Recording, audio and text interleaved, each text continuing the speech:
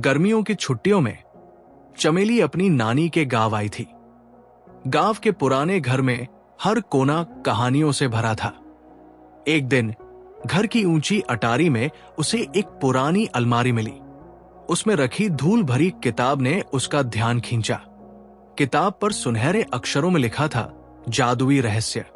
ये किताब किसकी होगी? चमेली ने सोचा और धीरे से पन्ने पलटने लगी। अचानक किताब से हल्की नीली रोशनी निकली और चारों ओर जगमगा उठी। इससे पहले कि चमेली कुछ समझ पाती, उसे एक तेज हवा का झोंका महसूस हुआ और वो किसी दूसरी दुनिया में पहुंच गई। चमेली ने खुद को एक सुंदर रहस्यमयी बगीचे में पाया। वहां फूल बोल रहे थे, तितलियां चमक रही थी और हवा में मधुर संगीत गूंज रहा था। तभी एक छोटी सी परी उड़ती हुई उसके पास आई। स्वागत है चमेली, मैं परी रूपा हूं। ये जादुई किताब तुम्हें यहां लेकर आई है, लेकिन ये कौन सी जगह है? चमेली ने चकित होकर पूछा। ये इंद्रधनुष नगरी है, जहां सिर्फ वही आ सकते हैं जो सच्चे दिल वाले होते हैं। रूपा ने मुस्कुराकर कहा। चमेली ने चारों ओर देखा। एक सुंदर झील थी, जिसके पानी में 7 रंग झिलमिला रहे थे। दूर एक चमकता हुआ महल दिख रहा था। तुम्हें वहां चलना होगा, परी ने कहा, क्योंकि इस नगरी पर संकट मंडरा रहा है। केवल तुम ही इसे बचा सकती हो। चमेली और परी रूपा जब महल पहुंची तो वहां की रानी चिंता में डूबी बैठी थी।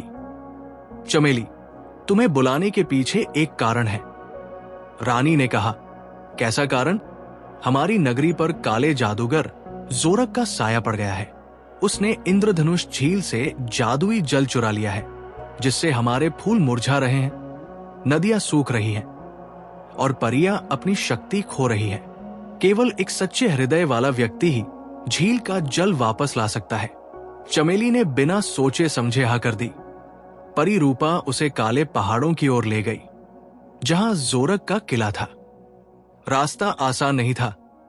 रास्ते में चमेली को एक विशाल पत्थर का पुल पार करना था, जो हवा में झूल रहा था। नीचे गहरी खाई थी। जैसे ही वो आगे बढ़ी, अचानक पुल हिलने लगा। तभी एक सुनहरी तितली आई और उसके कान में फुसफुसाई, डरो मत, अपने दिल की आवाज सुनो। चमेली ने गहरी सांस ली और सावधानी से आगे बढ़ी। आखिरकार वो दूसरी तरफ पहुंच गई।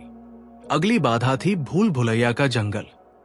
यहां पेड़ अपने आप रास्ता बदल लेते थे, लेकिन चमेली को किताब की एक पंक्ति याद आई, सच्चाई की रोशनी हर अंधेरे को मिटा देती है।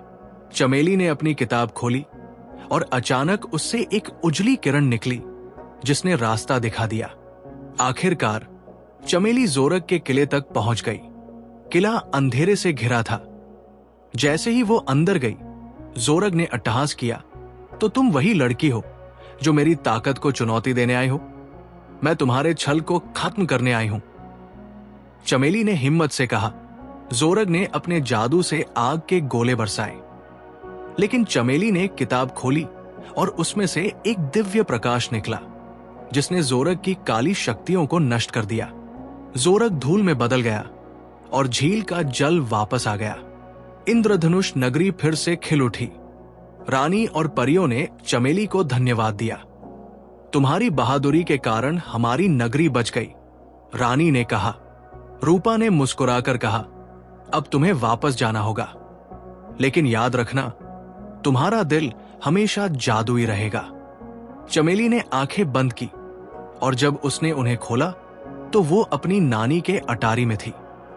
किताब अब साधारण लग रही थी, लेकिन चमेली जानती थी कि वो जादू असली था।